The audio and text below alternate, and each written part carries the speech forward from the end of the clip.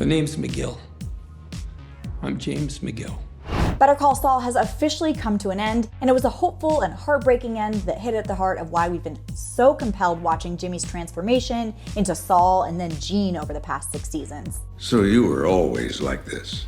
Walter White might not have found redemption in Breaking Bad, but Better Call Saul gives us a glimmer of optimism for Jimmy at the end of the day, and it's mostly because of Kim. So let's talk about the series finale of Better Call Saul. I'm Anna Rumer, and this is Pop Culture Social Call. Things were looking bad for Gene in the penultimate episode of a season as Marion discovers his true identity and calls the cops on Saul Goodman. Now, he might be the ultimate scammer, but it doesn't take long before the police find Saul hiding in a dumpster. That felt apropos as to how things have gone over the past few years. Prosecutors have Saul dead to rights, or so they think. I mean, this is Saul Goodman we've got here. With Bill Oakley returning as his advisory counsel and Marie Schrader looking on, Saul gives his version of what went down with Walter White. I made a lot of money, but that's not why I did it.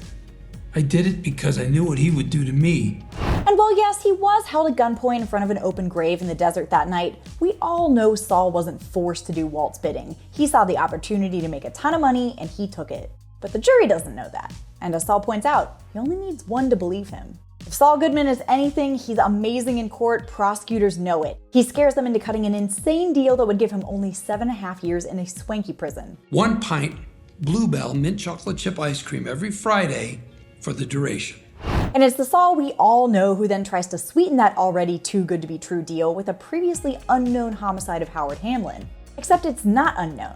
Kim already confessed. And this shakes Saul all the way back to his core, all the way back to being Jimmy.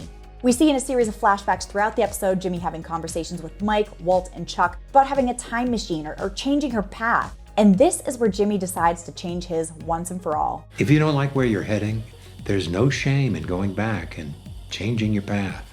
We're then at this masterfully written and performed courtroom scene as Jimmy McGill officially returns to flip the script in front of a judge who is going to accept his plea deal, all in front of Kim. He confesses that while the beginning of the story he told prosecutors was true, he never was truly terrified of Walt and Jesse. He saw an opportunity to build the drug empire that would make him a millionaire, and he took it openly. Now this means Jimmy is going to prison for life, which might not be too bad, honestly.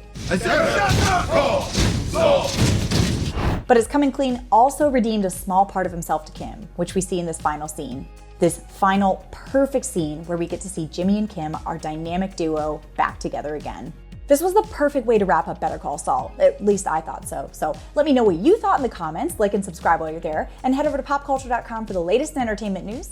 Until next time, I'm Anna Rumer, and this is Pop Culture Social Call.